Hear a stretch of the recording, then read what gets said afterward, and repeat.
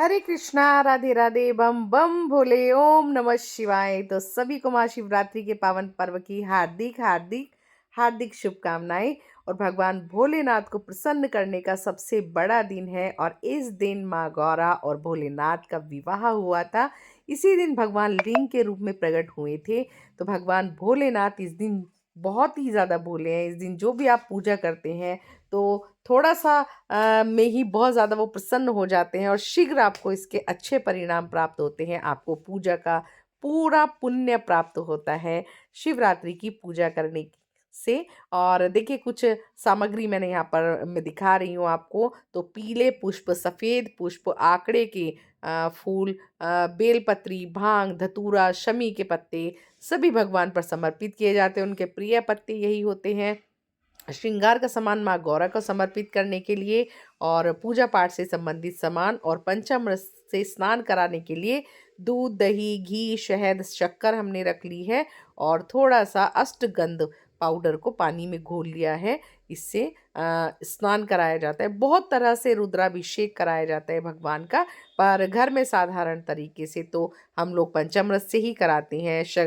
शहद से कराया जाता है, गन्ने के रस से कराया जाता है, फलों के रस से कराया जाता है, बहुत तरह से केक कराया जाता है। पर घर में सरल और आसान तरीके से भोलेनाथ की पूजा हमें कैसे करनी है शिवरात्रि पर, महाशिवरात्रि पर, तो वही वीडियो मैं आपके साथ में शेयर कर रही हूँ।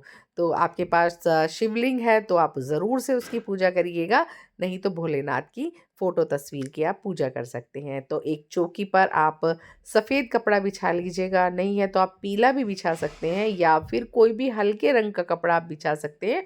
पर भोलेनाथ को सफ़ेद बहुत ही प्रिय है, तो आप सफ़ेद कपड़ा बिछाइएगा तो वो ज़्यादा ही अच्छा होता है। अब थोड़ा-सा हमें अक्षत का आसन दे कर के भगवान की, अगर आपके पास कोई श्री विग्रह है, कोई फ़ोटो है, तो आप उसको विराजमान कीजिएगा। और उसके बाद में आप अगर आपके पास नहीं है तो आप कोई प्रिंट आउट निकलवा के वो भी रख सकते हैं, या फिर आप मंदिर में पूजा कर रहे हैं तो मंदिर में भी आप पूजा कर सकते हैं। पर ये चौकी इसलिए लगाई जाती है क्योंकि शिवरात्रि, इसका मतलब होता है रात के 4 पहर की पूजा। तो रात को हमें कम से कम 1 पहर की पूजा, तो फिर भी जैसे हम जॉब में हैं, नहीं हम पूरी रात पूजा कर पा रहे हैं, तो हमें कम से कम 1 पहर की, 2 पहर की पूजा तो ज़रूर करनी चाहिए।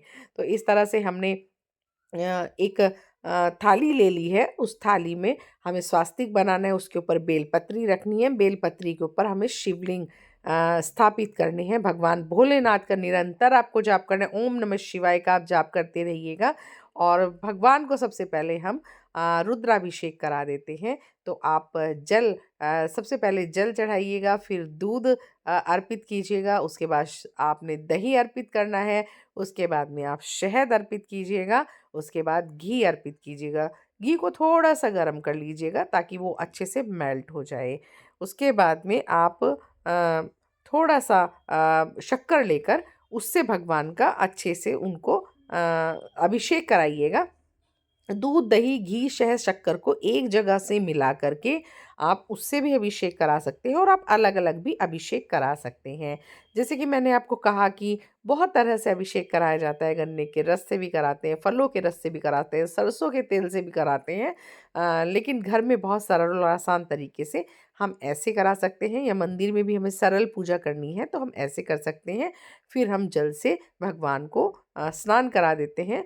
अगर आप चाहें तो दूध के बाद जल, घी के बाद जल, दही के बाद जल, शहद के बाद जल, हर किसी चीज़ के बाद जल से अभिषेक कराते रहिएगा।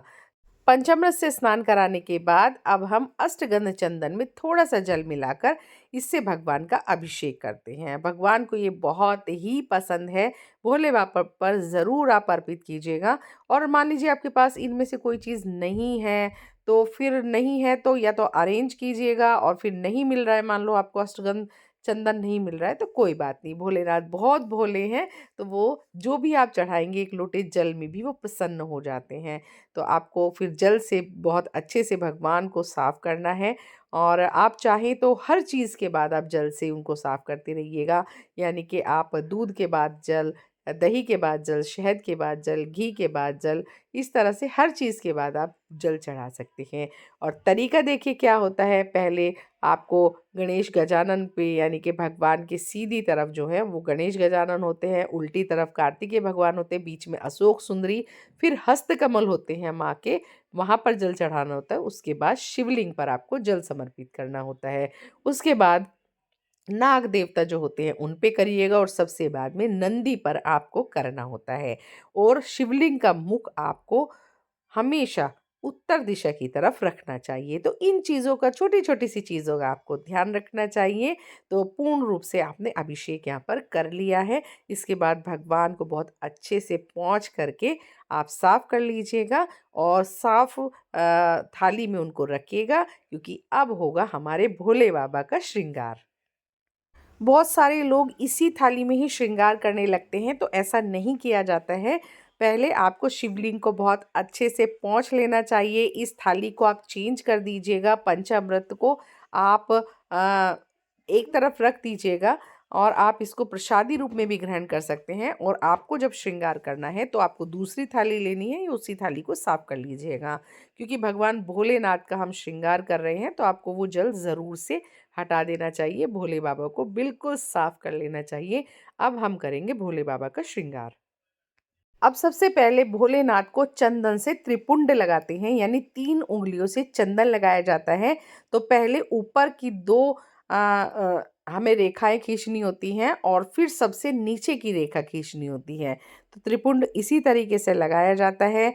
और हम गजानन गणपति को, भोलेनाथ को, कार्तिकेय जी भगवान को भी चंदन से तिलक कर लेते हैं। और माँ गौरा को हमें सिंदूर से तिलक करना चाहिए, क्योंकि माँ गौरा और शिव भगवान माँ पार्वती का विवाह है। तो माँ गौरा का विशेष श्रृंगार आज के दिन होता है। और अशोक सुंदरी को भी हमें सिंदूर से तिलक कर देना चाहिए।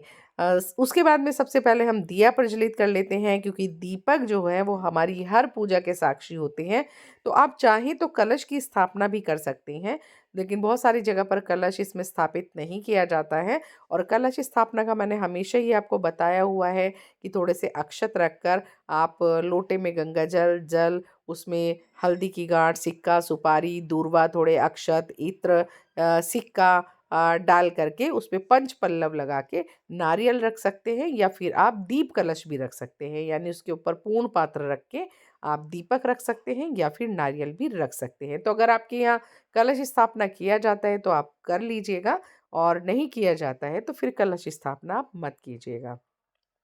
अब हम भगवान भोलेनाथ को जनेऊ समर्पित करते हैं, और गजानन गणपति को भी आप जनेऊ समर्पित करिएगा।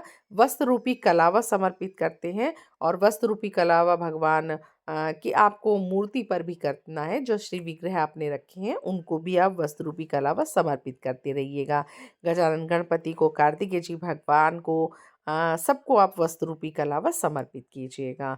आपको माता का विवाह है तो भाई लाल चुनरी आपको ज़रूर से समर्पित करनी है, तो आप लाल चुनरी ज़रूर समर्पित करिएगा। थोड़े से अक्षत समर्पित कीजिएगा। भगवान गणेश गजानन को दूर्वा समर्पित कीजिएगा, क्योंकि दूर्वा गणेश जी को बहुत अधिक ही प्रिय है। इसके बाद में भोलेनाथ को जो भी फूल पत्ते पत्तियाँ आपको मौजूद हैं, आपको मिल जाती हैं, वो आपको समर्पित करना चाहिए, लेकिन बेलपत्री उनको ज़रूर समर्पित कीजिएगा। और शिवरात्रि पर मंदिर के बाहर ही, हर शिवालय के बाहर बैठी रहते हैं लेकर के सारी चीज़ें, वो सभी फूल पत्तियाँ जो भी भगवान को पसंद हैं वो सब बेचने वाले बैठे रहते हैं। बेर वगैरह जो है वो लेकर के बैठे रहते हैं। तो शिवरात्रि वाले दिन आपको दिक्कत नहीं होगी, आपको सुबह से ही सारी चीज़ें वहाँ पर मिलने लगेंगी, क्योंकि देखिए गाँव इत्यादि में सभी चीज़ें अवेलेबल हो जाती हैं। ये फूल पत्तियाँ मिलना शहरों में मुश्किल हो जाता है। तो शिवरात्रि वाले दिन सभी बाहर बैठे ही रहते हैं। तो सभी पर आप चंदन का तिलक लगाइएगा, या फिर ओम नमः शिवाय लिखिएगा, या राम राम लिखिएगा। कुछ भी लिख करके आपको भोलेनाथ को समर्पित करना चाहिए। आप श्री विग्रह को भी समर्पित कीजिएगा। कनेर के फूल अगर आपको मिल जाएं तो कनेर के फूल भगवान को बहुत ही प्रिय हैं। आप कनेर के फूल समर्पित कीजिएगा। माँ गौरा को लाल रंग का फूल, गुलाब का, गुड़हल का आप समर्पित कीजिएगा। आंकड़े के पुष्प समर्पित कीजिएगा, आंकड़े के पत्ते, आप मदार के पुष्प, मदार के पत्ते भी समर्पित कीजिएगा, भगवान भोलेनाथ को अत्यंत ही प्रिय हैं। आपको शमी पत्र ज़रूर समर्पित करना चाहिए और शमी पत्र पर आप शहद लगाकर शिवलिंग पर उसको चिपका दीजिएगा, अपनी मनोकामना बोलिएगा। निश्चित तौर पर भोले बाबा आपकी समस्त मनोकामना पूर्ण करेंगे। तो आप इस तरह से गिन के 5, 7, 11 इस तरह से पत्तियाँ शमी पत्र की समर्पित कीजिएगा। इसके बाद भगवान को भांग, धतूरा और ये समर्पित कीजिएगा, क्योंकि भांग धतूरा तो ज़रूर ही भगवान को समर्पित किया जाता है। माँ गौरा को श्रृंगार का सामान ज़रूर समर्पित कीजिएगा। आप चाहें तो साड़ी भी समर्पित कर सकते हैं। 16 श्रृंगार माता को ज़रूर समर्पित करिएगा। नहीं हो पाए तो आप कम से कम 5 चीज़ें माता को समर्पित कीजिएगा सुहाग की, क्योंकि भई हमारी माता रानी का विवाह है। मौसमी फल और सब्जियाँ आप ज़रूर समर्पित कीजिएगा और बेर इस समय विशेष फल होता है, तो बेर का भोग ज़रूर लगाइएगा। रुद्राक्ष की माला आप समर्पित कर सकते हैं, जिससे आप जाप करते हैं, और जाप नहीं भी करते हैं तो प्रसादी कराने के लिए भगवान भोलेनाथ को समर्पित कीजिएगा, क्योंकि पूरी रात ये चौकी यहाँ रहने वाली है और 4 पहर की इस पे पूजा होने वाली है। और मैंने पहले ही कहा कि अगर आप नहीं 4 पहर की पूजा कर सकते हैं तो एक अखंड दीपक जला करके पूरी रात्रि के लिए रखिएगा, जो कि हमारे बदले पूरी रात जागरण करे। नहीं तो दोपहर की पूजा तो ज़रूर कीजिएगा। पूजा के बाद में डमरू ज़रूर बजाइएगा, क्योंकि डमरू जो होता है, डम डम की जो ध्वनि होती है आपके घर से सारी नेगेटिव एनर्जी, नकारात्मकता सब बाहर कर देती है। भगवान भोलेनाथ को इसका साउंड बहुत ही ज़्यादा प्रिय होता है। और अपने घर के कोने-कोने में जाकर के डमरू बजाइएगा। जितनी भी नेगेटिव एनर्जी है, आपको लगता है मेरे घर पे कुछ भी है, वो सब डमरू की ध्वनि सुन के बाहर हो जाएगा। तो घर के हर कोने में डमरू ज़रूर बजाइएगा।